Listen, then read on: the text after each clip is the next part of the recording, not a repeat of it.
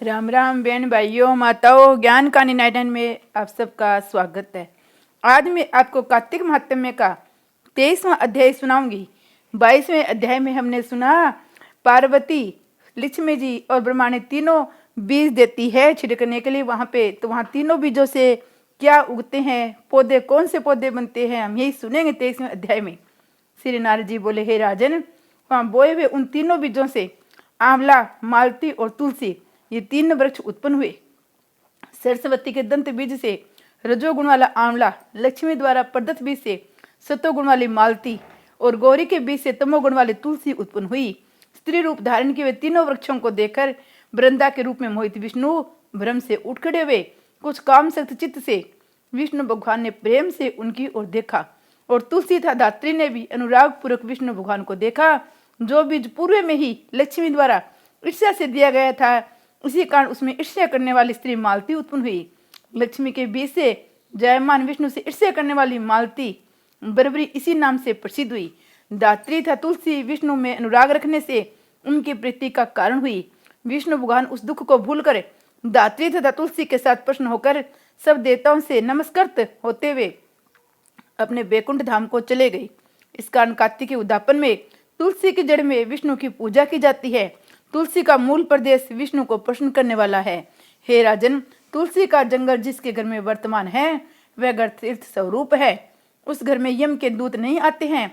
सब पापों का नाश करने वाला, अभिष्ट फल को देने वाला। जो प्राणी तुलसी का वन लगाते हैं वे यमराज को नहीं देखते हैं। सोम से जायमान भगवती नर्मदा का दर्शन, गंगा स्नान तथा तुलसी के वन का सहस्रंग, ये तीनों बराबर पुण्यप्रद है। तुलसी वृक्ष के लगाने से, जल सिंचने से, दर्शन से, तुलसी को छूने से कायिक, वाचिक, मानसिक और संपूर्ण पाप नष्ट हो जाते हैं। जो प्राणी तुलसी के दल से विष्णु भगवान और शिव जी का पूजन करते हैं वे गर्भ में पुनः नहीं जाते, निसंदेह जीवन मुक्त हो जाते हैं। तुलसी दल में पुष्कर आदि समग्र तीर्थ, गंगा आदि संपूर्ण नदियां, विष्णु प्रभुति सब देवता निवास करते हैं। तुलसी के साथ जो अपना प्राण विसर्जन करता है वह सैकड़ों पापों से युक्त हो तो भी उसको यमराज नहीं देख सकते। हे राजन, जो लोग तुलसी के काठ का चंदन लगाते हैं विष्णु के साथ उनकी सायुज्य मुक्ति होती है। उनके द्वारा किए पाप भी उनके शरीर को स्पर्श नहीं कर पाते। हे राजन, जहाँ जहाँ तुलसी के वन की छाया हो वहाँ पितरों का श्राद्ध करना चाहिए। उनके निमित्त दिया हुआ वहाँ का दान सर्वदा के लिए अच्छे होता है। हे राजन, आंवले के वृक्ष की छाया में जो प्राणी पिंड दान करते हैं उनके पितर यदि नरक की यातना को भी भोगते हो तो वे मुक्त हो जाते हैं। सिर, हाथ, मुख और देह में जो आंवला के फल को धारण करते हैं उनको विष्णु स्वरूप जानना चाहिए। आंवले के फल, तुलसी की माला, द्वारका की मिट्टी जिसके शरीर पर हमेशा लगी रहती है वह जीवन मुक्त है। आंवले और तुलसी दलों को जल में मिलाकर जो प्राणी स्नान करते हैं उनको गंगा स्नान का फल प्राप्त होता है। जो मनुष्य आंवले के पत्ते और फलों से देवता का पूजन करते हैं उनको श्रवण, मणि और मोतियों के समूह द्वारा पूजन का फल प्राप्त होता है। कार्तिक मास में सब तीर्थ, ऋषि, देवता और सब यज्ञ जब सूर्य तुला राशि में रहे तब आंवले के वृक्ष में वास करते हैं। जो मनुष्य द्वादशी तिथि को तुलसी का दल और कार्तिक में आंवले का पत्ता तोड़ता है वह रोरव नरक में वास करता है। जो कार्तिक में आंवले की छाया में बैठकर भोजन करता है उसके 1 वर्ष के अन्न संसर्ग से उत्पन्न दोष नष्ट हो जाते हैं। कार्तिक में आंवले की जड़ में जो विष्णु का पूजन करते हैं उसको विष्णु क्षेत्रों के पूजन का फल होता है। आंवला तथा तुलसी के प्रहत का वर्णन करने में ब्रह्मा भी असमर्थ है। जिस प्रकार की विष्णु भगवान की महात्म्य का वर्णन कोई नहीं कर सकता। आंवला तथा तुलसी की उत्पत्ति कथा को जो मनुष्य स्वयं सुनता औरों को सुनाता है वह सब पापों से मुक्त हो अग्रिमी मान पर चढ़कर अग्नि पूर्वजों के साथ स्वर्ग को प्राप्त होता है। विष्णु भगवान है की जय। 24वां अध्याय। राजा पृथु ने नारद जी से कहा, आपने तुलसी के विचित्र इतिहास के साथ उनका जो पुण्य फल महात्म्य का है उसे मैंने सुना। अब कार्तिक व्रत का फल और महात्म्य मुझे समझा कर कहिए। इस व्रत को किसने किया यह भी कहिए। श्री नारद जी बोले, पहले सर्वा पर्वत के निकट करवरीपुर में धर्मज्ञ धर्मदंत नामक विख्यात ब्राह्मण रहता था। वह विष्णु भगवान के व्रतों में बलि भांति उनके पूजा में तत्पर रहता था और द्वादश अक्षर ओम नमः भगवते वासुदेवाय मंत्र के जप और अतिथ्य सत्कार में तल्लीन रहता था। एक समय वह ब्राह्मण कार्तिक मास में विष्णु भगवान के जागरण निमित्त एक पहर रात शेष रहने पर विष्णु भगवान के मंदिर में गया।